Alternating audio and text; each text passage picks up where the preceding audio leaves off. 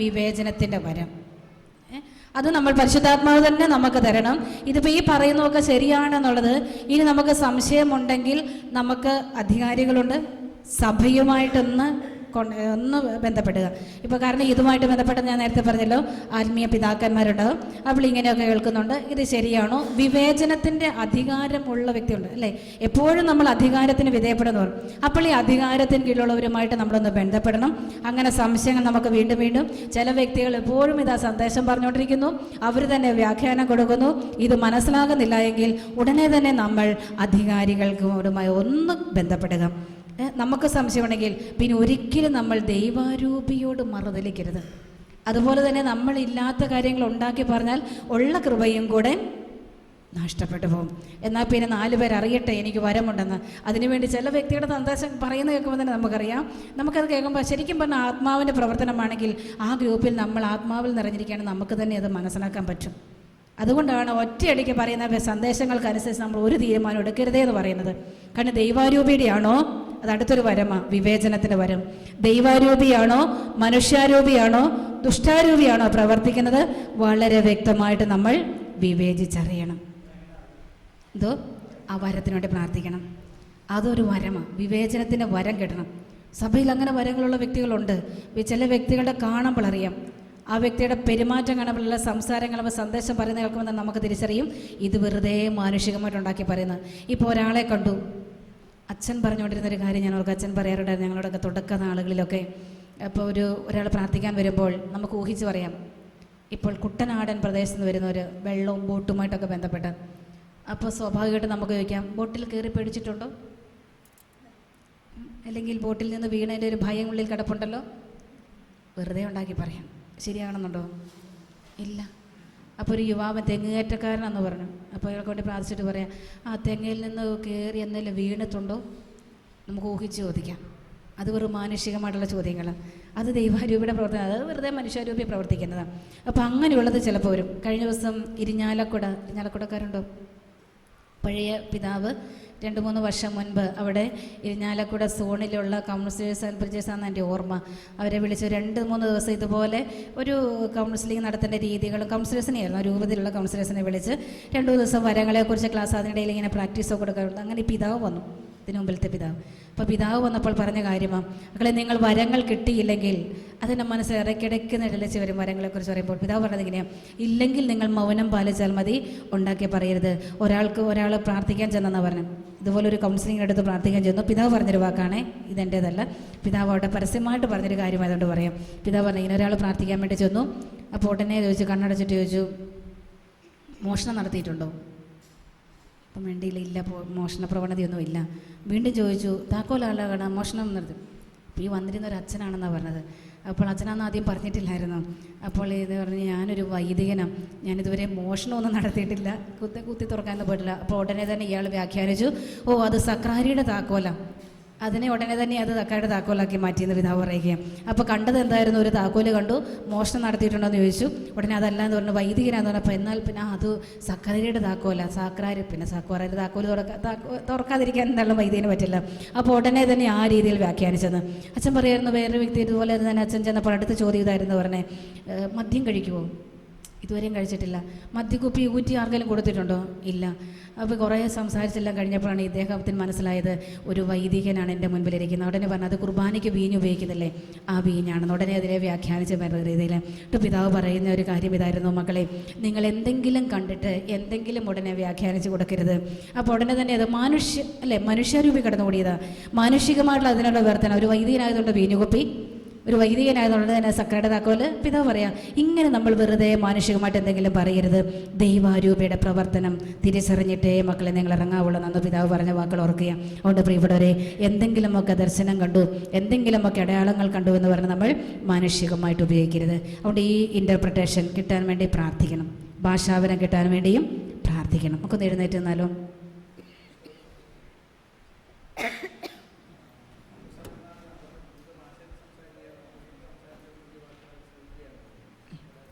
വിവിധ ഭാഷകളിൽ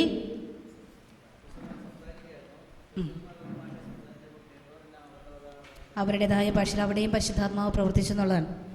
അവർ കേട്ടു, അവർ വിവിധ ഭാഷകൾ സംസാരിച്ചു. അവരുടേതായ ഭാഷയിൽ അവർക്ക്, അത് ഞാൻ നേരത്തെ പറഞ്ഞത്, ഈ ധ്യാനത്തിന് വന്നപ്പോൾ പോലും ഒരു കൊച്ചിൻ്റെ കാര്യം പറയില്ലേ, നമ്മൾ സംസാരിച്ചത് മലയാളം, പക്ഷെ ആ കൊച്ചിന് മലയാളത്തിന് ഒന്നും തന്നെ അറിയില്ല. അവൻ പറയുക, എൻ്റെ ചെവികളിൽ എന്നോട് പരിശുദ്ധാത്മാവ് അതെല്ലാം ഇങ്ങനെ പറഞ്ഞ് എൻ്റെ ഭാഷയിൽ മനസ്സിലാക്കി തരിക. ഈ നാളുകളുമുണ്ട്. അത് അതാ അരൂപിയുടെ പ്രവർത്തനം എന്ന് പറയുന്നത്. നമുക്ക് മനസ്സിലാക്കാനായിട്ട് പറ്റുന്നില്ല, പക്ഷെ ദൈവത്തിൻ്റെ അരൂപി ആ കുഞ്ഞിൽ നിറഞ്ഞു നിന്നതുകൊണ്ട് അവൻ അവൻ്റേതായ ഭാഷയിലാണ് മനസ്സിലാക്കാൻ പറ്റിയത്. അതുകൊണ്ട് ഇത് പന്തക്കുസ്തായി ലഭിച്ച അതേ അനുഭവമാണ്. അതുതന്നെ ഇന്ന് ഈ നാളിലും ഈ നൂറ്റാണ്ടിലും ഇന്ന് ഈ കാലഘട്ടം 2016 ഈ 11-ാം തീയതി ഇരിക്കുന്ന നമ്മിലും അതേ ആത്മാവ് തന്നെ പ്രവർത്തിക്കുന്നത്. അതുകൊണ്ട് തീക്ഷ്ണമായി പ്രാർത്ഥന. അന്ന് പന്തക്കുസ്തായിൽ എങ്ങനെയാണോ ശിഷ്യ സമൂഹം ആത്മാവിൽ നിറഞ്ഞത്, അതേ ചൈതന്യം തരുവാൻ വേണ്ടി കർത്താവ് നമ്മളെ കൂട്ടിയെടുത്തിരിക്കുക. ഈ മെയ് മാസം 11-ാം തീയതി 2014 ഇരിക്കുന്ന നമ്മുടെ ഈ കൊച്ചു സമൂഹത്തിലേക്കും അതേ ആത്മാവിനെ തന്നെയാണ് കർത്താവ് നൽകുന്നത്.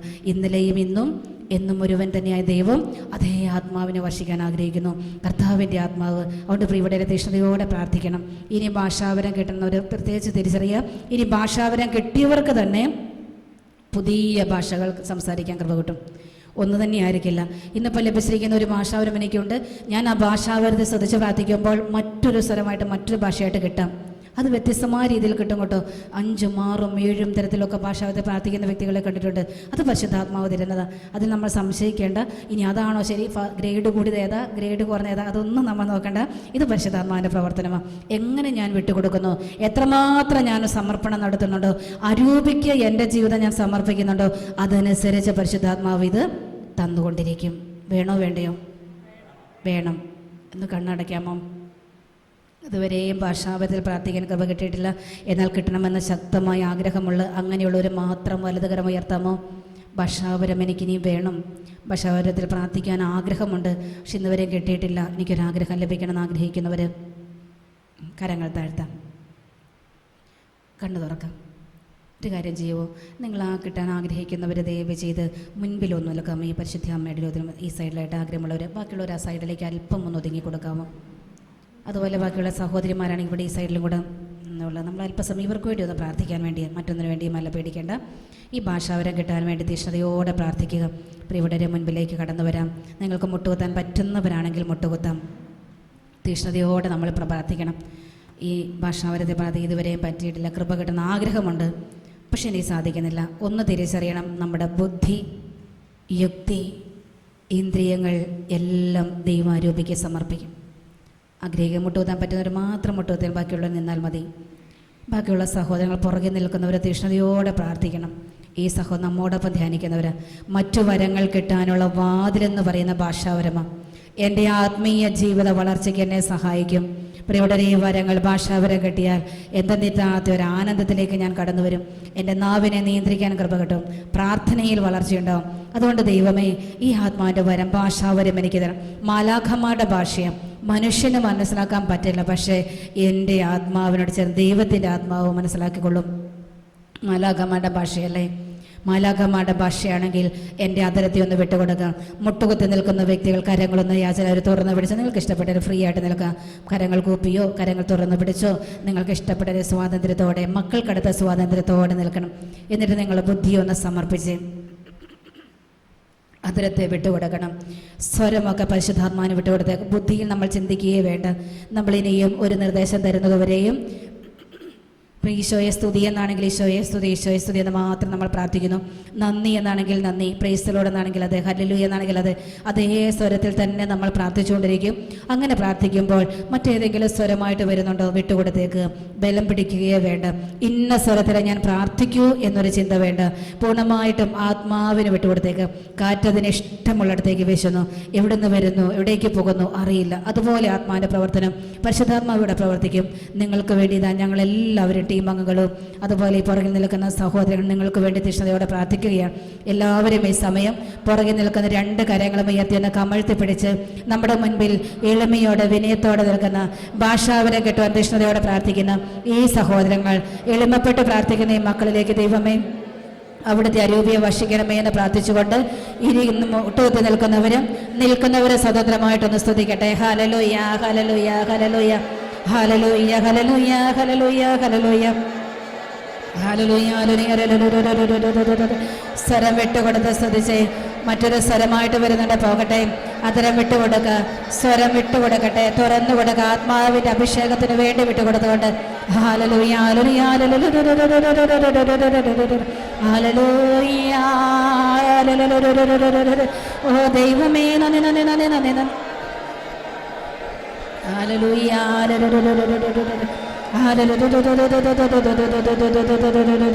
ഓ ദൈവമേ നന്ദി നന്ദി നന്ദി നന്ദി നന്ദി നന്ദി നന്ദി നന്ദി നന്ദി നന്ദി നന്ദി നന്ദി നന്ദി. വരുന്നത് പോലെ സ്വരപ്പെടുത്തി പരിശുദ്ധാത്മാവ് പലർക്കും ഭാഷാവരം തരുന്നുണ്ട്. മല്ലടിച്ച് നിൽക്കരുത്. ഇതാണ് സംശയിക്കേണ്ടത്. സംശയിക്കാതെ നാവിൻ്റെ നിയന്ത്രണം പരിശുദ്ധാത്മാവിന് വിട്ടുകൊടുത്തേക്ക്.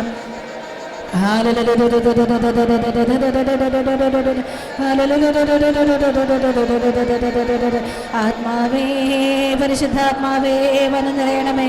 ഭാഷ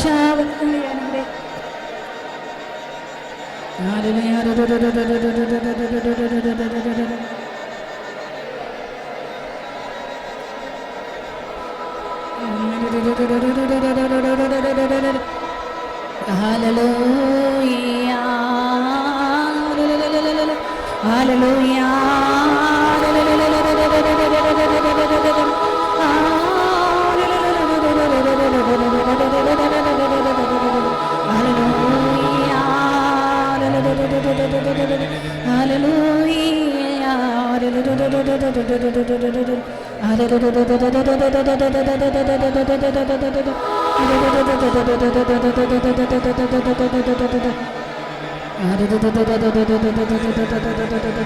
യേശുവിന്റെ നാമത്തിൽ കൽപ്പിക്കുന്നു.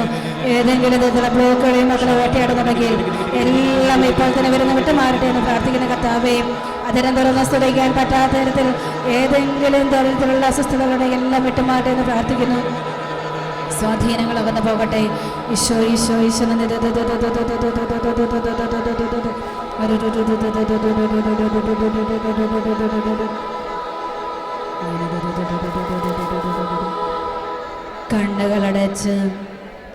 കണ്ണുകളടച്ച് കരങ്ങൾ കൂപ്പി ശാന്തമായി ഉള്ളിൻ്റെ ഉള്ളിൽ മാത്രം സ്തുതി പറയട്ടെ. ശാന്തതയിലേ കടന്നു ഉള്ളിൻ്റെ ഉള്ളിൽ ഈശോയ്ക്ക് സ്തുതി പറയാം. ഈ പ്രാർത്ഥിച്ചു കൊണ്ടിരുന്നപ്പോൾ തന്നെ ഞാൻ പ്രാർത്ഥിച്ചതുപോലെയല്ല നാവിൽ മറ്റെന്തോ ഒരു ചലനം, നാവ് തരിക്കുന്നത് ഒരനുഭവം, ഒരു വ്യത്യസ്തമായൊരനുഭവം ഫീൽ ചെയ്തൊരു മാത്രം വലതുകരം ഉയർത്തുക. സ്തുതിച്ചുകൊണ്ടിരുന്നപ്പോൾ മറ്റെന്തോ എൻ്റെ നാവിലൂടെ സ്വരം മാറിപ്പോകുന്നത് പോലെ, അതരം മറ്റൊരു തരത്തിൽ ചരിക്കുന്നത് പോലെ ഒരു അനുഭവം, എൻ്റെ ശരീരത്തിൽ എന്തെങ്കിലും വ്യത്യസ്തമായൊരനുഭവം ഫീൽ ചെയ്തവർ, സ്തുതിച്ചുകൊണ്ടിരുന്നപ്പോൾ മറ്റൊരു സ്വരമായി വന്നവർ മാത്രം ഒന്ന് കരമുയർത്തുക. തമ്പുരാൻ്റെ മുൻപിൽ നിങ്ങളുടെ ജീവിതത്തെ കൊടുക്കുക. കരങ്ങൾ താഴ്ത്താം. പരിശുദ്ധാത്മാവിന് എല്ലാ ദൈവമക്കളും ഒന്ന് വിട്ടുകൊടുത്തേ. തീഷ്ണതയോടെന്ന് പ്രാർത്ഥിച്ച് എപ്പോഴെങ്കിലും ഈ ഭാഷാവരത്തെ കളിയാക്കിയിട്ടുണ്ടെങ്കിൽ അനുദപിക്കാം.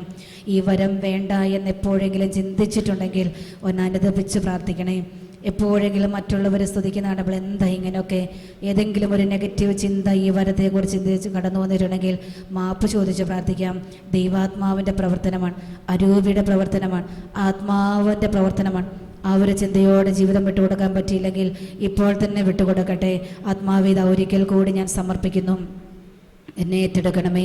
മുട്ടുകുത്തി നിൽക്കുന്നവർ മാത്രം ഈ സമയം സ്തുതിച്ച് പ്രാർത്ഥിക്കും. മറ്റുള്ളവരെല്ലാവരും ഉള്ളിൻ്റെ ഉള്ളിൽ സ്തുതിക്കട്ടെ. മുട്ടുകുത്തി നിൽക്കുന്നവർ ഈ സമയം വരുന്ന പോലെ നിങ്ങളുടെ സ്വരം കൊടുത്ത് സ്തുതിച്ച് പ്രാർത്ഥിക്കുന്നു. ഹല്ലേലൂയ ഹല്ലേലൂയ ഹല്ലേലൂയ ഹല്ലേലൂയ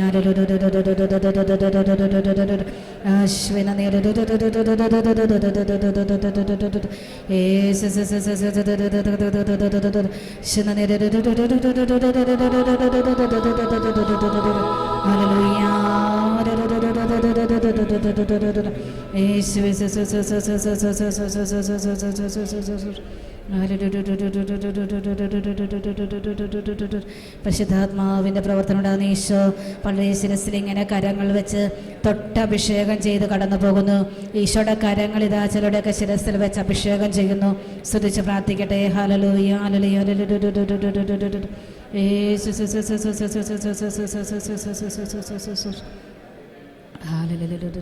പരിശുദ്ധ അമ്മയുടെ വിമല ഹൃദയത്തിലേക്ക് സഹോദരങ്ങളെ പ്രത്യേകം ചേർത്ത് വെച്ചുകൊണ്ട് ഇവർക്ക് വേണ്ടി നമുക്ക് അമ്മയുടെ സഹായം ചോദിക്കാം. ഒരുമിച്ച് വിളിക്കാം.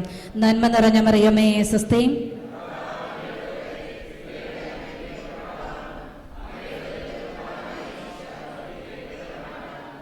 പരിശുദ്ധ മറിയമ്മേ തമ്പുരാന്റെ അമ്മേ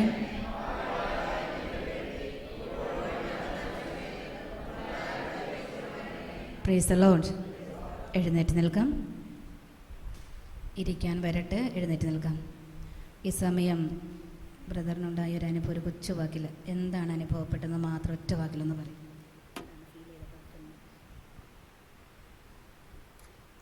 ഞാൻ യേശുവെ നന്ദി, യേശുവെ സ്തുതിയെന്ന് പ്രാർത്ഥിച്ചുകൊണ്ടിരിക്കുകയായിരുന്നു. അപ്പോൾ കുറച്ചു നേരം കഴിഞ്ഞപ്പോഴത്തേക്കും ശബ്ദം, എൻ്റെ നാവ് എനിക്ക് യേശുവെ നന്ദി, യേശുവെ സ്തുതിയെന്ന് പിന്നീട് ഉച്ചരിക്കാൻ പറ്റണില്ല. നിയന്ത്രണമില്ലാത്ത അവസ്ഥയിലായിപ്പോയി. എന്നിട്ട് ഞാൻ പലപ്പോഴും ശ്രമിച്ചിട്ടും പറ്റണ്ടായില്ല നിർത്താൻ. അങ്ങനത്തെ അവസ്ഥയിലായിപ്പോയി. ഇങ്ങനെ സിസ്റ്റർ പറഞ്ഞപ്പോഴാണ് നിർത്തിയത്. ഇട്ടുകൊടുക്കാൻ സാധിച്ചു. ഇപ്പോൾ ബോധ്യപ്പെട്ട് വിട്ടുകൊടുക്കാൻ സാധിക്കാത്ത ഞാൻ പലപ്പോഴും നിർത്താൻ ശ്രമിച്ചു. ഇടയ്ക്ക് വെച്ച് നാവ് അങ്ങനെ വന്നപ്പോഴത്തേക്കും അപ്പോൾ ഞാൻ അതിൽ വിശ്വസിച്ച് സിസ്റ്റർ പറഞ്ഞപ്പോഴാണ് പിന്നെ ഞാൻ നിർത്തിയത്. ഇത്ര നേരം അതിൽ തന്നെയായിരുന്നു. ഈശ്വരൻ നന്ദി, ഈശ്വര സ്തുതി. ഇതാണ് നമുക്ക് ഒരു അപകടം സംഭവിക്കുന്ന പറഞ്ഞതുപോലെ ഇത് ശരിയാണോ എന്നൊരു ചിന്ത അങ്ങനെ നമ്മൾ മല്ല് പിടിച്ചിരിക്കുകയായിരുന്നു അല്ലേ. പക്ഷേ ഈശോ ശക്തമായിട്ട് ബ്രദർ പ്രവർത്തിക്കുന്നുണ്ടായിരുന്നു. പരിശുദ്ധാത്മാവാണ് ആ നാവിൻ്റെ നിയന്ത്രണം ഏറ്റെടുത്തത്. പക്ഷെ നമ്മളിങ്ങനെ ബലം പിടിക്കുന്നുണ്ടായിരുന്നു. ഇവിടെ പലരും അങ്ങനെ ബലം പിടിക്കുന്നുണ്ട്. അതുകൊണ്ട് ആത്മാവിന് വിട്ടുകൊടുത്തേക്ക് ഇത് ശരിയാണോ സംശയിക്കേണ്ട. ഇവിടെ ചേച്ചിക്കുണ്ടായൊരു അനുഭവം കൂടെ. യേശുവേ നന്ദി. എനിക്കും ഉണ്ടായത്, ഞാനിങ്ങനെ യേശുവെ സ്തുതി എന്നാണ് പറഞ്ഞത്. പക്ഷേ എൻ്റെ നാക്കിൻ്റെ അറ്റം തരിച്ച് അതിങ്ങനെ ഒരു പൊടി വരുന്ന പോലെ ഒരിതായി. അപ്പം നമുക്ക് ഇതാണോ ഇങ്ങനെയാണോ ഇത് വരുന്നത് അല്ലെങ്കിൽ എന്താണെന്നുള്ളൊരു അനുഭവമാണ് കിട്ടിയത്. ഭാഷാപരത്തിൽ പ്രാർത്ഥിക്കാൻ പറ്റി. ഭാഷാപരത്തിൽ പല രീതിയിലായിരിക്കും. ഇപ്പം ഇരിക്കാം. ഇനി പലർക്കും പറയാനുണ്ടാവും. ഇത് കഴിഞ്ഞിട്ട് സമയം തരാം. ഓരോരുത്തർക്കും വ്യത്യസ്തമായ രീതിയിലായിരിക്കും അനുഭവപ്പെടുന്നത്. പലർക്കും ആ സമയത്ത് ഇങ്ങനെ ഒരു തരിപ്പായിട്ട്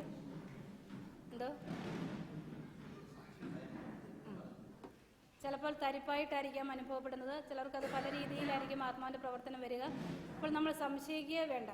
ആ സമയത്ത് രൂപയുടെ നിയന്ത്രണത്തിന് നമ്മൾ വിട്ടുകൊടുക്കുക എന്നുള്ളതാണ് വളരെ പ്രധാനപ്പെട്ടത്. അപ്പോൾ ഇവിടെ ബ്രദർ പറഞ്ഞതും ചേച്ചി പറഞ്ഞു ഇങ്ങനെയൊക്കെ വരുമ്പോൾ ഇതെന്താണാവോ അടുത്തതെന്നുള്ളൊരു സംശയമാണ്. അങ്ങനെ സംശയം വരുമ്പോൾ ദൈവത്തിൻ്റെ അരുവയ്ക്ക് വീണ്ടും പ്രവർത്തിക്കാൻ പറ്റാതെ വരും. അങ്ങനെ വരുമ്പോൾ ഉടനെ തന്നെ നമ്മളെ പ്രവർത്തനത്തെ പൂർണ്ണമായിട്ട് അങ്ങ് ആത്മാവിൻ്റെ പ്രവർത്തനത്തിനായിട്ട് വിട്ടേക്കുക. Praise the Lord.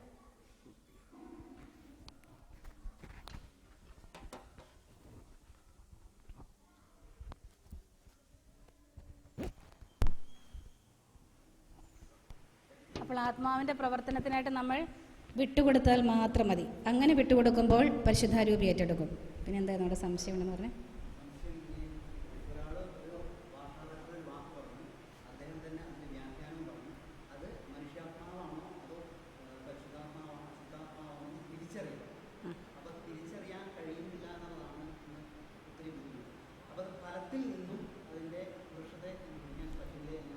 തീർച്ചയായിട്ടും. ഇപ്പോൾ അങ്ങനെയാണെങ്കിൽ ഈ പറഞ്ഞതുപോലെ തന്നെ ഇപ്പോൾ ഇപ്പോൾ സഹോദരൻ്റെ പേരെന്താ? മാനുവൽ ചോദിച്ചൊരു ചോദ്യം ഇതായിരുന്നു. നേരത്തെ നമ്മൾ പറഞ്ഞതുപോലെ ഒരാൾ തന്നെ ഭാഷാ സന്ദേശം പറയുന്നു, അയാൾക്ക് തന്നെ വ്യാഖ്യാനം കിട്ടി.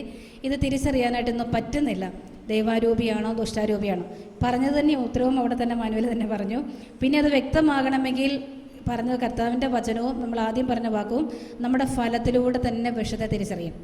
ഇപ്പം നമുക്ക് അതിനോടുള്ള ഫലം, ഇപ്പോൾ ഈ പറഞ്ഞതും ആ വ്യക്തിയുടെ ജീവിതവും അതിലൂടെ ഉണ്ടാകുന്ന ഫലങ്ങൾ നമ്മൾ വ്യക്തമാണ്. ശരിക്കും അത് ഒരാൾക്ക് പോലും ഒരു ഉതപ്പിനോ വേദനയ്ക്കോ കാരണമാത് സഭയുടെ വളർച്ചയ്ക്ക് വേണ്ടിയാണെങ്കിൽ ഇത് തരുന്ന എപ്പോഴും സഭയുടെ വളർച്ചയ്ക്കും ഉത്കർഷത്തിന് വേണ്ടിയാണ്. അങ്ങനെയായിട്ടുള്ളതാണെങ്കിൽ നമുക്ക് തിരിച്ചറിയാം.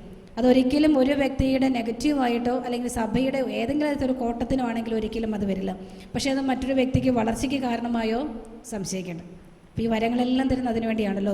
ഇതെല്ലാം സഭയുടെ വളർച്ചയ്ക്ക് വേണ്ടിയാണ്, വ്യക്തിയുടെ ഉന്നമനത്തിന് വേണ്ടി. അങ്ങനെയാണെങ്കിൽ നമുക്ക് അതിനാൽ തന്നെ മനസ്സിലാക്കാൻ പറ്റും ഇത് പരിശുദ്ധാരൂപിയുടെ പ്രവർത്തനമാണ്.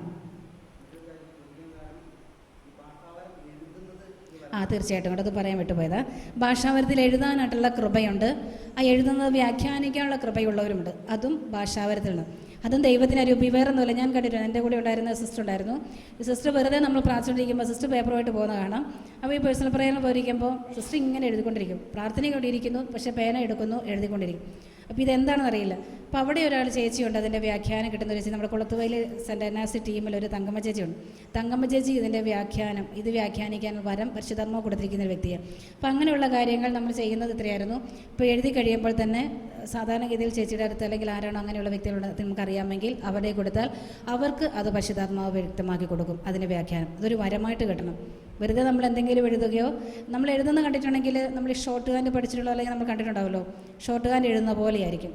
പെട്ടെന്ന് നമ്മളിങ്ങനെ വെറുതെ ചലിച്ചുകൊണ്ടിരിക്കും, നമ്മൾ വേറെ ഒന്നും ചെയ്യുന്നതല്ല. ഞാൻ സിസ്റ്ററിനോട് ചോദിക്കാറുണ്ട് എങ്ങനെയാണ് ഇത് കിട്ടുന്നത്, നമുക്കൊന്നും കിട്ടിയിട്ടില്ല. അപ്പോൾ സിസ്റ്റർ പറയുന്നത് ആത്മാവ് ആ സമയത്ത് ഒരു ഉള്ളിലൊരു തള്ളൽ പോലെ നമുക്ക് ഫീൽ ചെയ്യുന്നു, പേന എടുക്കുന്നു, എഴുതിക്കൊണ്ടിരിക്കും. ഒരു പേജും 2 പേജൊക്കെ ചിലപ്പോൾ സിസ്റ്റർ കുറേ എഴുതുന്ന കണ്ടിട്ടുണ്ട്. പല വ്യക്തികളുടെയും ബുക്ക് ഞാൻ കണ്ടിട്ടുണ്ട്. കുളത്തിൽ വരുമ്പോൾ ചിലരൊക്കെ ധ്യാനിക്കാൻ വരുമ്പോൾ കൊണ്ടുവന്ന് കാണിക്കാറുണ്ടായിരുന്നു. ഈ തങ്കമ്മ ചേച്ചി അതിൻ്റെ വ്യാഖ്യാനം കൊടുത്തിട്ടുണ്ട്. വ്യാഖ്യാനിക്കാനുള്ള വരം ചേച്ചിക്ക് തമ്പുരാൻ കൊടുത്തിട്ടുള്ളത് കൊണ്ട് ചിലതൊക്കെ കണ്ട് അത് പ്രാർത്ഥിച്ചൊരുങ്ങി. പിന്നെ ആരാണ് എന്താണെന്ന് അറിഞ്ഞിട്ട് ചേച്ചി പറയുള്ളൂ. ഈ പറഞ്ഞ പോലെ എന്തെങ്കിലും എഴുത്തരുന്നതിന് നമ്മൾ ഉടനെ വ്യാഖ്യാനിച്ച് ഇപ്പോൾ ഈ വരുന്ന വ്യക്തി സ്വീകരിക്കാൻ റെഡിയാണോ എന്നറിയണം. വരങ്ങളൊക്കെ വ്യാഖ്യാനം കൊടുക്കുമ്പോൾ പ്രത്യേകം ഓർക്കണം. ഇപ്പോൾ തങ്കമ്മ ചേച്ചി തന്നെ ഒരിക്കലും ഒരു ചേട്ടൻ ഇതുപോലെ കുറേ പേപ്പറുമായിട്ട് വന്നു, ഒരു ബുക്കിനകത്ത് കുറേ എഴുതി. അപ്പോൾ ഒരാഴ്ച കഴിഞ്ഞ് 2 ആഴ്ച കഴിഞ്ഞിട്ടും ചേച്ചി ഇതിൻ്റെ അപ്പോൾ ചേട്ടൻ എന്നെ ഇടയ്ക്കിടയ്ക്ക് വിളിക്കുക, സിസ്റ്ററെ എൻ്റെ ബുക്കിന് ഉത്തരം കിട്ടിയില്ലല്ലോ, അതിൻ്റെ വ്യാഖ്യാനം കിട്ടിയെന്ന് പറയും. അപ്പോൾ ഞാൻ തങ്കം ചേച്ചിയെ വിളിച്ചിട്ട് ഒരിക്കൽ ചോദിച്ചു, ചേച്ചി എന്താ ഇത്രയായാലും 2-3 ആഴ്ച കഴിഞ്ഞല്ലോ, പരിശുദ്ധമ്മ ഒന്നും വ്യക്തമാക്കി തരുന്നില്ലേ? അപ്പോൾ ചേച്ചി പറഞ്ഞത് എങ്ങനെയാണ് സിസ്റ്ററെ, അതിനകത്ത് എനിക്ക് കുറച്ച് സംശയമുണ്ട്, അതിനകത്ത് ചില സംശയങ്ങളുണ്ട്, അതുകൊണ്ട് ഞാൻ പ്രാർത്ഥിച്ചുകൊണ്ടിരിക്കുക. ഇത് യഥാർത്ഥത്തിൽ അതുപോലെ നമ്മൾ തിരിച്ചറിയണം, അത് യഥാർത്ഥത്തിൽ പരിശുദ്ധാത്മാവിൻ്റേതാണോ എന്നൊരു സംശയം. അതുകൊണ്ട് ചേച്ചി ഇതുകൊണ്ട് ഒരു വൈദികനെ കൊണ്ടേ കൊടുത്തു. എന്നിട്ട് അവിടെ നിന്ന് ബോധ്യപ്പെട്ടതിന് ശേഷം മാത്രമേ, പിന്നെ ഒരു വിശ്വാസമില്ലാത്തൊരു വ്യക്തിക്ക് നമ്മൾ എന്തെങ്കിലും വ്യാഖ്യാനിച്ചുകൊണ്ടേ കൊടുത്താൽ അത് അപകടമാണ്. അപ്പോൾ ചേച്ചി പറഞ്ഞു, ഈ കിട്ടിയ വ്യക്തിയെ എനിക്കൊന്ന് ജസ്റ്റ് അറിയണം. അതെന്തിനാ വെച്ചാൽ എനിക്കറിയില്ലായിരുന്നു കേട്ടോ, ഇതറിയാത്തൊരു കാര്യം വരും. അപ്പോൾ ചേച്ചി പറഞ്ഞത് ഇങ്ങനെയാണ്, ആരെങ്കിലും എന്തെങ്കിലും എഴുതിക്കൊണ്ട് വന്നിട്ട് പരിശുദ്ധാരൂപിയാണെന്ന് പറഞ്ഞ് നമുക്കറിയത്തില്ല, കാരണം എഴുതുന്ന കാണുമ്പോൾ കുറേ തിരി. അപ്പോൾ ചേച്ചി അന്നൊരു സംശയം പറഞ്ഞത്, ഇത് പരിശുദ്ധാത്മാവിൻ്റെതാണോ എന്ന് എനിക്കൊരു സംശയം വന്ന സിസ്റ്റർ, അതുകൊണ്ട് മാത്രമാണ് ഞാൻ വയ്ക്കാൻ. ഇനി ഞാൻ അച്ഛനെ അടുത്ത് പോയിട്ട് ഒന്ന് കൃത്യമായിട്ട് വ്യക്തമായിട്ട് അറിഞ്ഞതിന് ശേഷം ഞാനത് വ്യാഖ്യാനിച്ചു കൊടുക്കാം. കുറേ നാളുകൾ അവിടെ വെച്ചിരുന്നു. പിന്നെ അച്ഛനെയൊക്കെ ചെന്ന് കണ്ട് അപ്പോൾ അച്ഛൻ പറഞ്ഞതിനകത്ത് ചിലത് വെറുതെ എഴുതി കുറിച്ചതായിരുന്നു. അപ്പം അതിനാൽ അതൊരു വരമായിട്ട് കിട്ടണം, അത് വ്യാഖ്യാനിക്കാനുള്ള വരമായിട്ട് പരിശുദ്ധാത്മാവ് കൊടുക്കുന്നത്. അല്ല നമുക്ക് എല്ലാവർക്കും എന്തെങ്കിലും എന്നാൽ പിന്നെ അത് ഞാനിങ്ങനെ തമാശയ്ക്ക് കളിയാക്കി പറയും, പക്ഷെ കളിയാക്കാൻ പാടില്ല. ഞാൻ പറഞ്ഞ് ഇങ്ങനെ എഴുതിക്കൊണ്ട് വന്നിട്ട് നമുക്കൊരു 4 സന്ദേശം ചേട്ടൻ്റെ വീടിനോടനുബന്ധിച്ച് ഞാൻ കൊടുത്താൽ പോരെയെന്ന്. അപ്പോൾ ഞാൻ തമാശ മട്ടിൽ പറഞ്ഞതാണ്. ചേച്ചി പറഞ്ഞു, അത് പരിശുദ്ധാത്മാവിനോട് കളിയാക്കുന്ന തുല്യ, എതിർക്കുന്ന തുല്യമാണ്, അങ്ങനെ ഒരിക്കലും നമ്മൾ ചെയ്യരുത്. അത് വ്യക്തമായിട്ട് പരിശുദ്ധാത്മാവിനെ സമർപ്പിച്ച് പരിശുദ്ധാത്മാവ് അതിൻ്റെ വ്യാഖ്യാനം തരണം, എങ്കിലേ അത് ശരിയായി മാറും. അല്ലെങ്കിൽ ചിലപ്പോൾ ആ കൊടുക്കുന്ന സന്ദേശം തെറ്റിപ്പോയാൽ നന്മയ്ക്ക് പകരം അവിടെ അത് തിന്മയായിട്ട് മാറും. അപ്പോൾ ഒരിക്കലും നമ്മൾ മാനുഷികമായ രീതിയിൽ അത് വ്യാഖ്യാനിച്ച് എന്തെങ്കിലും വ്യാഖ്യാനം കൊടുക്കാൻ പാടില്ല. അത് കൃപയായിട്ട് തരുന്നതാണ്, ഭാഷാവൃത്തി എഴുതാനുള്ള കൃപ. പ്രാർത്ഥിച്ചു അത് കിട്ടും. എന്തോ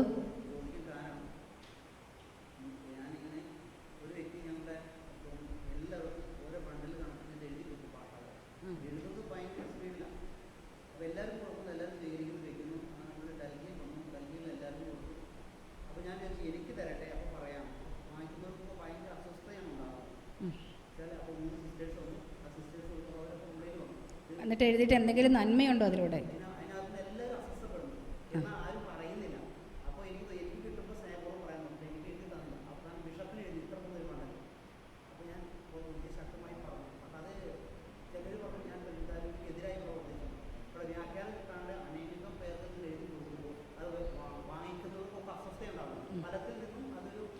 അതെന്തെന്ന് ചോദിച്ചാൽ, ഒരിക്കലും നമ്മൾ തിരിച്ചറിയണം എപ്പോഴും എന്തിനു വേണ്ടിയാണ്. ഇനി പ്രവചനവരത്തെക്കുറിച്ചൊക്കെ പറയുമ്പോൾ പറയാൻ വേണ്ടിയിരുന്ന കാര്യമാണ്. ഇതൊരിക്കലും മനുഷ്യൻ ഏത് വരമാണെങ്കിലും തിരിച്ചറിഞ്ഞു, ഒരു വ്യക്തിയുടെ ഉള്ളിൻ്റെ ഉള്ളിൽ അസ്വസ്ഥത സൃഷ്ടിക്കുന്നുണ്ടെങ്കിൽ അത് പരിശുദ്ധാത്മാവിൻ്റെ പ്രവർത്തനമേ അല്ല. എപ്പോഴും മറ്റുള്ളവരുടെ ആശ്വാസത്തിന്, പ്രോത്സാഹനത്തിന്, അവരുടെ വളർച്ചയ്ക്ക്, സഭയുടെ വളർച്ചയ്ക്ക്, ഇതിനു വേണ്ടി മാത്രമാണ്, സമൂഹത്തിൻ്റെ വളർച്ചയ്ക്കും വ്യക്തികളുടെ ഉന്നമനത്തിനും വേണ്ടിയാണ് വരങ്ങൾ തരുന്നത്. ഇനി പ്രാർത്ഥിച്ചിട്ട് നിങ്ങൾ അതുപോലെ ഒരു വ്യക്തി പറഞ്ഞാലും അടുത്ത വരങ്ങളെക്കുറിച്ച് പറയുമ്പോൾ പറയാനുണ്ടെന്ന പോയിൻ്റാണ്, ഏതായാലും പറയാം. അപ്പോൾ അങ്ങനെ തരുന്നുണ്ടെങ്കിൽ പ്രിയപ്പെട്ടവരെ തിരിച്ചറിഞ്ഞുകൊള്ളുക, അത് പരിശുദ്ധാരൂപിയുടെ പ്രവർത്തനമേ അല്ല. കാരണം ചിലപ്പോൾ അതും തിരിച്ചറിയണം, ചിലപ്പോൾ വിവേകമില്ലാതെയുള്ള പെരുമാറ്റമായിരിക്കാം. അതും തിരിച്ചറിയണം. അതുകൊണ്ടാണ് വിവേകത്തിന് വരത്തിന് വേണ്ടി പ്രാർത്ഥിക്കാൻ പറഞ്ഞത്. കാരണം എന്തെങ്കിലുമൊക്കെ പരിശുദ്ധാത്മാവ് കൊടുക്കുന്നുണ്ടാവും, പക്ഷെ വിവേകമില്ലാതെ അമിത തീഷ്ണത കൊണ്ട് എഴുതി കൂട്ടി കൊടുത്തത് കൊണ്ട് ഒരു നന്മയില്ല. പിന്നെ ഇങ്ങനെ ഈ ഷോർട്ട് ഹാൻഡ് അല്ലെങ്കിൽ ഈ ഒരു ഭാഷാന്തരം എഴുതി കൊടുത്തത് കൊണ്ട് ഒരു നന്മയും ഉണ്ടാകുന്നില്ല. അതിൻ്റെ വ്യാഖ്യാനം കിട്ടി, വ്യാഖ്യാനത്തിൽ എന്തെങ്കിലും ആ വ്യക്തിക്ക് വേണ്ടി ഉണ്ടെങ്കിലും ഒക്കെ മനസ്സിലാക്കാൻ പറ്റും. ഇല്ലാതെ നമ്മൾ എഴുതി കൊടുത്താൽ ഇത് ചിലപ്പോൾ ഒരു എനിക്കെന്തോ കിട്ടുന്നു, ഞാനത് പ്രചരിപ്പിക്കുന്ന പോലെയാകും. അതിൽ ആത്മാവിൻ്റെ പ്രവർത്തനം പറയാൻ പറ്റുകയില്ല. അത് വിവേചിച്ചറിയണം. വിവേകത്തോടെ മാത്രം അതിൻ്റെ ഉത്തരം കൈകാര്യം ചെയ്തോളുക. പിന്നെ അങ്ങനെ ഒരു അസ്വസ്ഥത സൃഷ്ടിക്കുന്നുണ്ടെങ്കിൽ തന്നെ തിരിച്ചറിഞ്ഞോളുക പരിശുദ്ധാരൂപിയുടെ പ്രവർത്തനം ആയിരിക്കണമെന്നില്ല, ആയിരിക്കില്ല. അപ്പോൾ അങ്ങനെ കിട്ടുന്നുണ്ടെങ്കിൽ ഇവിടെ നമ്മുടെ ഇടയിൽ, നമ്മുടെ സോണിലോ സബ് സോണിലോ നമ്മുടെ കൂട്ടായ്മയിലോ ആരെങ്കിലുമൊക്കെ ഇങ്ങനെ പ്രവർത്തിക്കുന്നുണ്ടെങ്കിൽ നമ്മളതിനെ പ്രോത്സാഹിപ്പിച്ച് 4 കെട്ടുകൂടി എഴുതിക്കൊണ്ടേ എന്നുള്ളത് ഇരിക്കുകയല്ല. അതിനു മുൻപേ തന്നെ അറിയിക്കേണ്ടവരെ, നേതൃത്വത്തെ നമ്മൾ അറിയിക്കണം. ഇല്ലെങ്കിൽ ഇതെല്ലാവരുടെയും ഉള്ളിൻ്റെ ഉള്ള അസ്വസ്ഥത സൃഷ്ടിച്ച് അവസാനം എന്ത് ചെയ്യിച്ച് വരങ്ങൾ, ഇങ്ങനെയാണ് കുറേ മിസ്യൂസ്, ദുരുപയോഗങ്ങൾ സഭയ്ക്കകത്ത് നടക്കുന്നത്. ആരെങ്കിലും എന്തെങ്കിലുമൊക്കെ ചെയ്യും, അത് കഴിഞ്ഞ് മൊത്തത്തിൽ നമ്മളങ്ങ് കാടടിച്ച് വെടിവെക്കും. എന്നാൽ പിന്നെ ഇങ്ങനെയാണ് കരിസ്മാറ്റിക്കാർ, വരങ്ങളൊക്കെ ഇങ്ങനെയാണെന്ന് പറഞ്ഞാൽ തെറ്റായ ഒരു പ്രചരണം കൂടെ വരികയും. അതുകൊണ്ട് അങ്ങനെ വരുന്നുണ്ടെങ്കിൽ ഈ മാനുവലാണെങ്കിലും ചെയ്യേണ്ടത്, നമുക്കിങ്ങനെ വരുന്നു, അസ്വസ്ഥത സൃഷ്ടിക്കുന്നുണ്ടോ, ഉടനെ അറിയിക്കേണ്ട അധികാരികൾ, നമ്മൾ നാടുനീളം നമ്മളൊന്നും പറയേണ്ട, അധികാരപ്പെട്ടവരെ നമ്മൾ അറിയിക്കണം.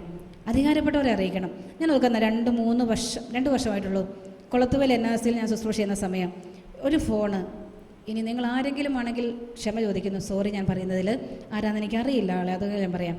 പക്ഷേ ഒരു ഫോൺ വന്നു, ഞങ്ങളുടെ NRC ധ്യാന കേന്ദ്രത്തിൻ്റെ ഫോണിലേക്കാണ് വന്നത്. എന്നിട്ട് സിസ്റ്ററിനെ, സെക്രട്ടറി സിസ്റ്ററിനെയാണ് വിളിച്ചത്. എന്നിട്ട് പറഞ്ഞു, സിസ്റ്ററെ നിങ്ങൾ NRCയിൽ നിന്ന് ആരെയെങ്കിലും പണം പിരിക്കാൻ വേണ്ടി കൗൺസിലിംഗ് നടത്താനും പണം പിരിക്കാനും വിട്ടിട്ടുണ്ടെന്ന് ചോദിച്ചു. ഞാൻ NRCയിൽ അങ്ങനെ ഒരു സംഭവം ഇന്ന് വരെ സംഭവിച്ചില്ല. അങ്ങനെ എന്തെങ്കിലും ഉണ്ടെങ്കിൽ അന്നേരം തന്നെ അയാളെ പിടിച്ച് നമ്മൾ അത് രീതിയാണ് നമുക്കുള്ളത്. അപ്പോൾ ഞങ്ങൾ ആരെയും വിട്ടിട്ടില്ലെന്ന് പറഞ്ഞു. എന്നാൽ ഇന്ന സ്ഥലത്ത് ഒരാൾ വന്നിട്ടുണ്ട്. വന്നത് ഈ വിളിക്കുന്നത് പാലാ സൈഡിൽ നിന്നാണ്. കുളത്തുവിൽ ഇടക്കിടക്കുന്നു, പാലം ഇവിടെ കിടക്കും. അപ്പോൾ ഇവിടെ നിന്നാണ് വിളിക്കുന്നത്. ഞങ്ങളുടെ നാട്ടിൽ ഒരു ചേട്ടൻ വന്നിട്ടുണ്ട്, ആ വീടുകളിലൊക്കെ പ്രാർത്ഥിക്കാൻ പോന്നു. അത് കഴിഞ്ഞിട്ട് ഇതാണ്ട് NRCയിൽ അവിടെ ഒരു കെട്ടിടം പണി നടക്കുകയാണ്, പൈസ വീണെന്ന് പറഞ്ഞുകൊണ്ട്. അപ്പം ഞാൻ പറഞ്ഞു, അങ്ങനെ ഒരു സംഭവമേ നമുക്കിവിടെ നടന്നിട്ടില്ല. ആ ഇടയ്ക്കവിടെ ഒരു ബാലഭവൻ പണിയുന്നുണ്ട്, ശരിയാണ്, പക്ഷേ അതിന് 5 പൈസ പോലും ഇങ്ങനെ പിരിച്ചിട്ടല്ല നടത്തിയത്. അതല്ലാത്ത രീതിയിൽ ബാലഭവൻ പണിത് ശരിയാണ്. ഞാൻ പറഞ്ഞു, ഇങ്ങനെ ഒരു പിരികൂടി ഇല്ലെന്നോ. അപ്പോൾ ഇത് കേട്ട സിസ്റ്റർ എന്നോട് വന്ന് പറഞ്ഞു, സിസ്റ്റർ ഇങ്ങനെ ഒരു സംഭവമുണ്ട്. എനിക്ക് അന്നേരം ഉടനെ ഇതിന് അറിയാനൊരാകാംക്ഷ. ഞാൻ ഉടനെ വന്ന ഫോൺ നമ്പറിൽ വിളിച്ചു. അപ്പോൾ ഇദ്ദേഹം കുറേ അടയാളങ്ങളൊക്കെ സിസ്റ്ററിനോട് പറഞ്ഞു. ഇന്നയാണ്, പ്രാർത്ഥിക്കാൻ പോകുന്ന ആളാണ്, സന്ദേശമുള്ളതാണ്, കൃത്യമായിട്ടാണ് മെസ്സേജസൊക്കെ പറയുന്നത്, ഇയാൾ പറയുന്ന എല്ലാം ശരിയാണ്, കാര്യങ്ങളൊക്കെ പറഞ്ഞു. അപ്പോൾ ഈ നമ്പർ അന്വേഷിച്ച് ഞാൻ ഈ വിളിച്ച ആളോട് ചോദിച്ചു, ചേട്ടാ എനിക്ക് ഇനി ആളുടെ നമ്പർ ഒന്ന് തരാമോ എന്നൊക്കെ പറഞ്ഞു. അതിൽ നമ്പർ കിട്ടി. നമ്പർ കിട്ടിയ ഉടനെ എൻ്റെ ഉള്ളിലുള്ള ആകാംക്ഷ കൊണ്ട് എന്തുവേണ്ടി ഞാൻ എൻ്റെ ഫോണിൽ നിന്ന് തന്നെ ഇയാളെ വിളിച്ചു. ഞാൻ കാര്യം പറഞ്ഞില്ല, സിസ്റ്ററാന്ന് പറഞ്ഞില്ല, എവിടെ നിന്നാണ് വിളിക്കുന്നതെന്നോ NRC ഒന്നും പറഞ്ഞില്ല. ഞാൻ പറഞ്ഞു, ചേട്ടൻ പ്രാർത്ഥിക്കുന്ന ഒരാളാണോ?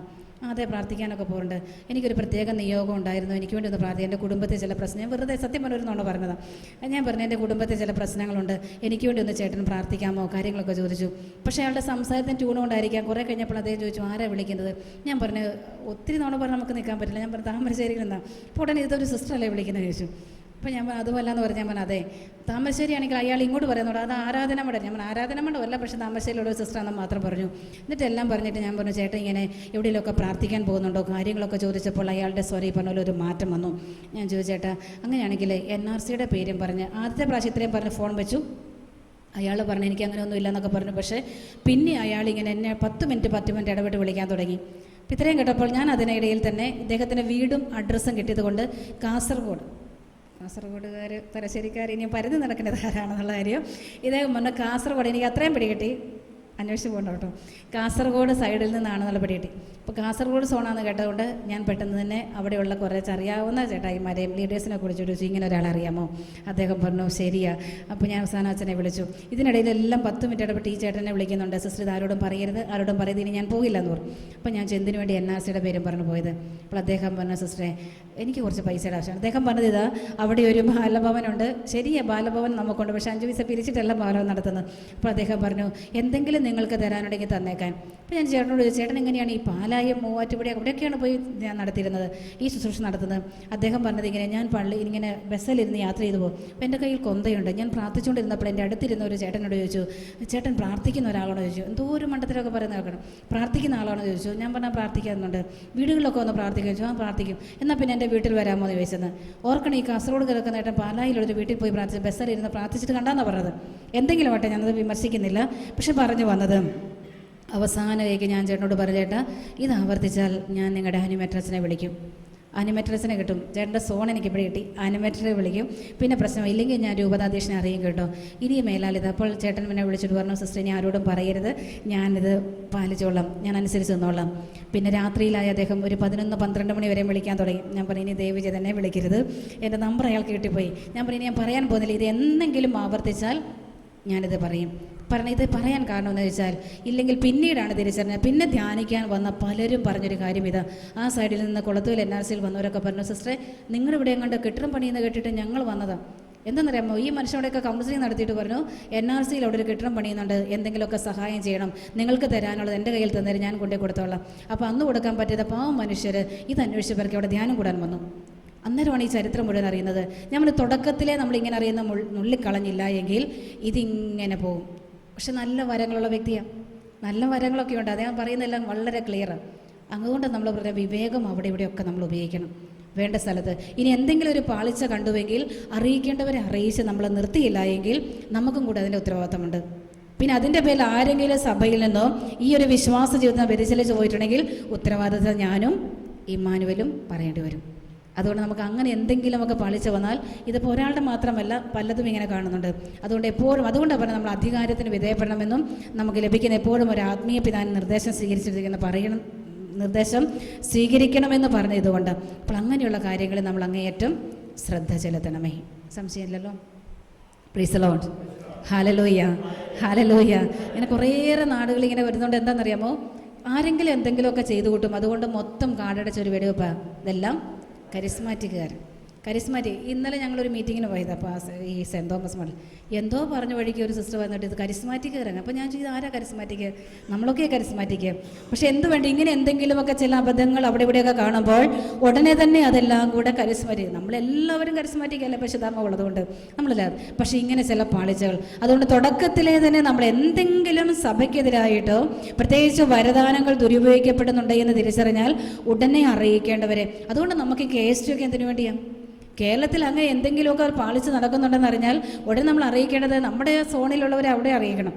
സോണിൽ ആനിമേറ്ററുണ്ട് അല്ലേ, ആനിമേറ്ററുണ്ട്, കോർഡിനേറ്ററുണ്ട്, അറിയിക്കണം, രൂപതാധ്യക്ഷനുണ്ട്. ഇനി അവിടെ ഒന്നും നിയന്ത്രണം പറ്റുന്നില്ലെങ്കിൽ KST സർവീസ് ടീം അല്ലെങ്കിൽ KST ചെയർമാനെ അറിയിച്ചേക്ക്. അവർ വേണ്ട നിർദ്ദേശം അവർ ചെയ്ത് കൊടുക്കട്ടെ, അതായിരിക്കും നല്ലത്. അല്ലാതെ ഇതിനെല്ലാം നമ്മൾ വളം വെച്ച് കൊടുത്ത് അബദ്ധങ്ങളുടെ ഒരു സിദ്ധാന്തം നമ്മൾ പ്രചരിപ്പിക്കുക. അതുകൊണ്ടാണ് പല അബദ്ധങ്ങൾ സംഭവിക്കുന്നത്. ഇങ്ങനെയൊക്കെ വന്നു കഴിയുമ്പോഴേക്കും വ്യക്തിപൂജയിലേക്ക് വരും. അപ്പോൾ ഒരാൾ ഇങ്ങനെ കുറേ സന്ദേശം എഴുതി, ഇതിപ്പം ഭാഷാപരത്തിലായതുകൊണ്ട് ആർക്കൊന്നും മനസ്സിലായിട്ടില്ല, പക്ഷേ ഇത് ചിലർക്ക് സന്ദേശം എഴുതി കൊടുക്കുന്ന രീതിയായിരിക്കും. ഇത് പാവപ്പെട്ട മനുഷ്യർ വിശ്വസിക്കും. ആ പറയുന്ന എല്ലാം ശരിയാണല്ലോ എന്ന് ഓർത്ത് ആരെങ്കിലും പറഞ്ഞ് ചിലപ്പോൾ 4-5 സന്ദേശം ശരിയായിരിക്കാം. പക്ഷേ ഇതിൻ്റെ വെളിച്ചത്തിൽ ഒത്തിരി പേരുടെ വിശ്വാസം ഇന്ന് നഷ്ടപ്പെട്ടു പോകുന്നുണ്ട്. അതുകൊണ്ട് വരങ്ങൾ ഉപയോഗിക്കുമ്പോൾ എപ്പോഴും തിരിച്ചറിയണം, ദൈവാരൂപിയുടെ അല്ലെങ്കിൽ പരിശുദ്ധാത്മാവ് നമ്മളെ പിടിക്കും കേട്ടോ. കുറച്ച് നാളൊക്കെ നമ്മളിങ്ങനെയൊക്കെ തട്ടിമുട്ടി പോകും. അത് കഴിയുമ്പോൾ പരിശുദ്ധാത്മാവ് നമ്മൾ എവിടെയെങ്കിലുമൊക്കെ ഇട്ട് പിടിക്കും. അതുകൊണ്ട് ആത്മാവിൻ്റെ പ്രവർത്തനത്തിൽ എപ്പോഴും നമ്മൾ വിധേയപ്പെട്ടു പോകണമേ എന്ന് സ്നേഹത്തോടെ ഓർമ്മപ്പെടുത്തുകയാണ്. ഹല്ലേലൂയ. 2 കരങ്ങൾ നമുക്ക് നല്ലതുപോലെ ഒന്ന് ഉയർത്തിപ്പിടിക്കാം. ഇങ്ങനെയുള്ള ഏതെങ്കിലുമൊക്കെ തരത്തിലുള്ള അസ്വസ്ഥതകൾ നമ്മുടെ കേരള സഭയിൽ നിലനിൽപ്പുണ്ടെങ്കിൽ, ദുരുപയോഗിക്കപ്പെട്ട ഏതെങ്കിലുമൊക്കെ ചിലപ്പോൾ വരങ്ങൾ ദുരുപയോഗിച്ച് പോകുന്ന വ്യക്തികളുണ്ടാകാം. ചിലപ്പോൾ അറിവില്ലായ്മ കൊണ്ടായിരിക്കാം, എന്ത് ചെയ്യണമെന്നറിയില്ല, ഇതിലെന്തെങ്കിലുമൊക്കെ ഒരു നന്മ ഉണ്ടാകുമെന്ന് വിചാരിച്ചുകൊണ്ട് എന്തുമാവട്ടെ അങ്ങനെയുള്ള വ്യക്തികളെയും സംഭവങ്ങളെയും അറിവില്ലായ്മ കൊണ്ട് ചെയ്തു പോകുന്ന കർത്താവേ, അവരോടെല്ലാം നീ ക്ഷമിക്കണമേ എന്ന് പ്രാർത്ഥിച്ച് നല്ല അറിവോടെ പൗലോസ് പറഞ്ഞതുപോലെ ഈ ആത്മീയ ദാനങ്ങളെക്കുറിച്ച് അറിവുള്ളവരാകുവാൻ അവിടുത്തെ കൃപ വർഷിക്കണമേ എന്ന് പ്രാർത്ഥിച്ചുകൊണ്ട് ഒരിക്കൽ കൂടി നമുക്കൊന്ന് സ്തുതിക്കാം. Hallelujah, hallelujah.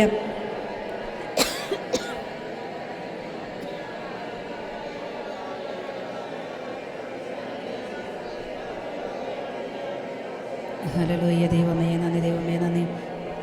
ഓ ദൈവമേ നന്ദി, ദൈവമേ നന്ദി, ദൈവമേ നന്ദി, ദൈവമേ നന്ദി.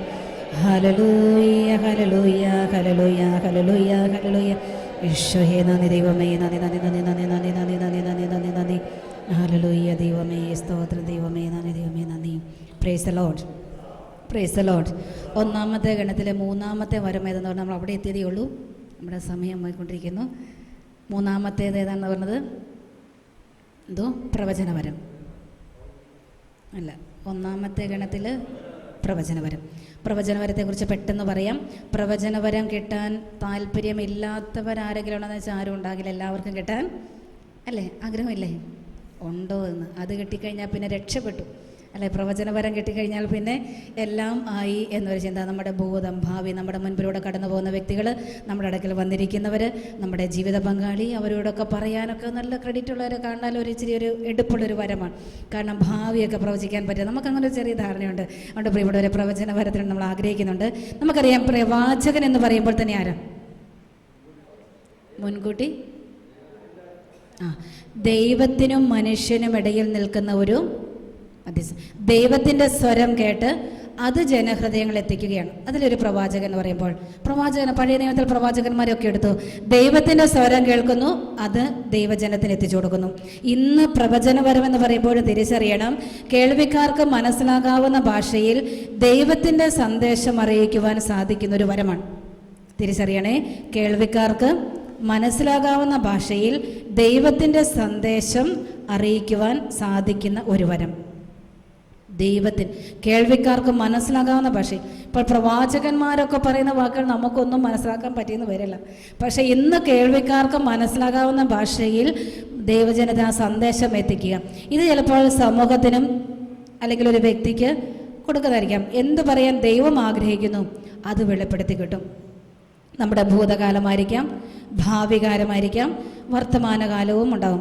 അങ്ങനെ പ്രവചനപരം നമുക്കറിയാൻ കിട്ടും, നമ്മൾ കാണുന്നുണ്ട്. പ്രവാചകർക്ക് ദൈവത്തിൻ്റെ മനസ്സും അതുപോലെ ഉദ്ദേശവും ഒക്കെ വെളിപ്പെടുത്തി കിട്ടുന്നുണ്ട്. എന്തിനു വേണ്ടി ഈ പ്രവചനപരം അതൊന്ന് ചോദിക്കട്ടെ. അത് അറിഞ്ഞിട്ട് മാത്രമേ നമ്മൾ പ്രാർത്ഥിക്കാവുള്ളൂ. ഇല്ലാതെ വരുമ്പോഴാണ് നേരത്തെ പറഞ്ഞതുപോലെ പല വാഴ്ചകൾ. എന്തിനു വേണ്ടി ഈ പ്രവചനപരം കിട്ടുന്നതിന് വേണ്ടിയാണ്?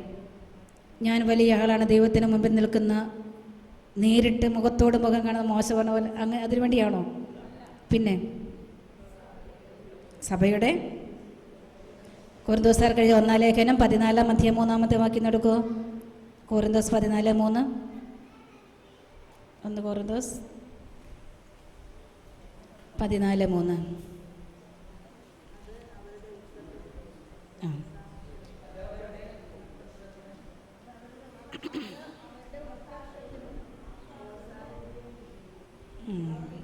നമുക്കൊന്ന് ഒരുമിച്ച് 1 വാക്യം മുതൽ ഒന്ന് വായിച്ചാലോ? 14:1 മുതൽ.